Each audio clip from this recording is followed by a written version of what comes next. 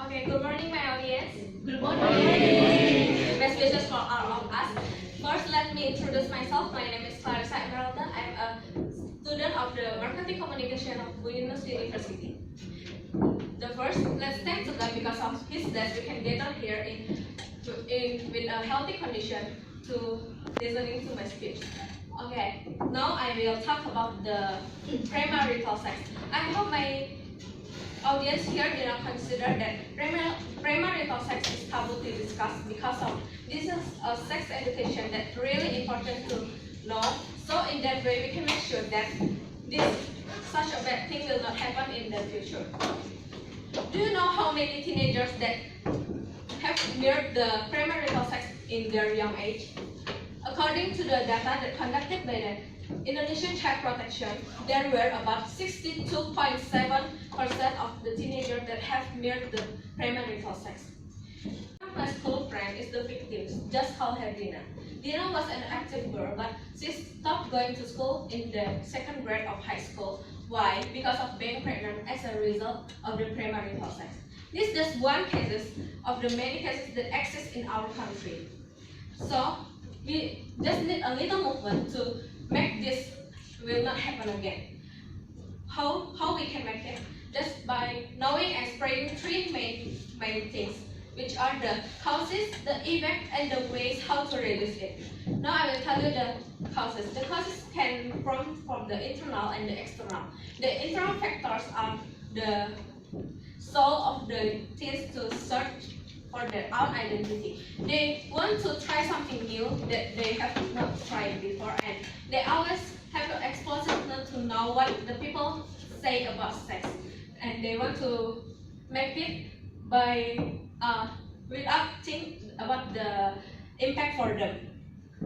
Okay, after the internal factors, we have the external factors. The external factors that came from the world around the teens, like the social media that increasingly more open and more easily accessible. So the friends also make a big impact for the teens. Like when we have a good friend, we will road to the good road too. But when we have a bad friend, we will go to the bad road too. So teens that have a friend that a criminal would be easily to be a criminal too. A teens who have a free intercommunication will be mixed freely too. Gadget is also a big causes. So we can suffer in internet usually using the gadget. And after knowing the causes, I will tell you the effect. The effect can be divided into three parts, which are the physical effect, the emotional effect, and the social effect. The physical effects like the change in their appearance, being early pregnancy, and the sexual transmitted disease or STD. Some of the well-known sex transmitted diseases are the AIDS and HIV.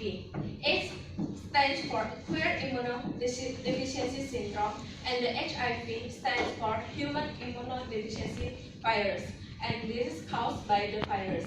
And after the physical effect, I will move on to the emotional effect. The emotional effect that will arise from the teens that do the premarital sex are the identity crisis, become lazy, become blank, and they will not think about their future again. They will just fill up their mind with the sex. They just think about sex, hugging, kissing, or anything like that.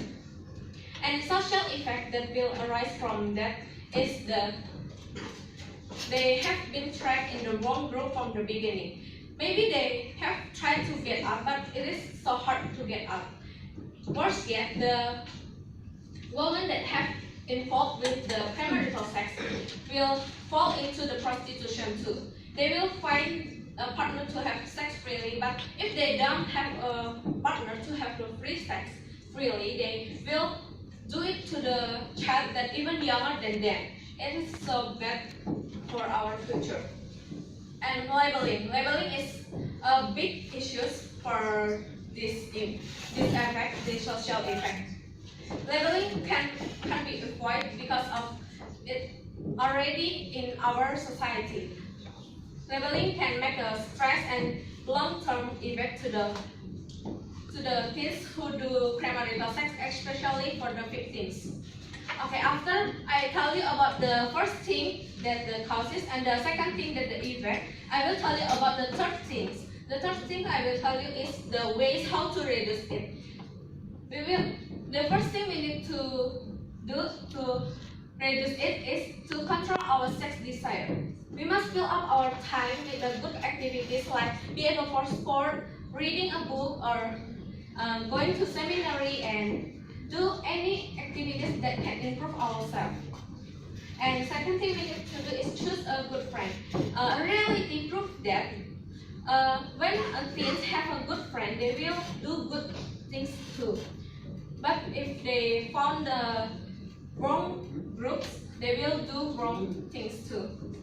We have to keep away the bad mass media that can influence us to think about sex freely. Sometimes, many even on television or the article in the bulletin or the newspaper use the sexy figures of the female that will stimulate our brain to think about sex freely.